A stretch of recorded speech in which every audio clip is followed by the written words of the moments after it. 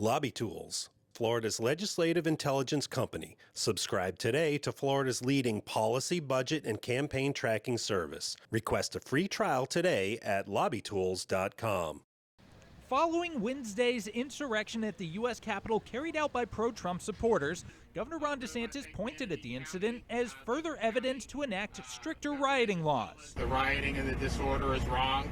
We're not going to tolerate it in Florida. The governor first announced his desire to increase penalties for crimes committed during a riot following the nationwide Black Lives Matter demonstrations, 7% of which turned violent, according to a report by the Armed Conflicts Location and Event Data Project.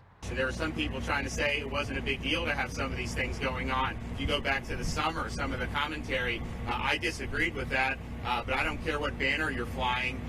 If you're engaging in that conduct, we're going to hold you accountable. But Florida Democrats say the governor's comments detract from the real motivation behind the effort. He led this policy agenda following protests for racial justice as a political attempt on the campaign trail. Legislation filed for the 2021 session would raise penalties for a multitude of crimes committed during a riot and prevent rioters from being released from jail until after their first hearing. Democrats question whether those penalties would be applied uniformly.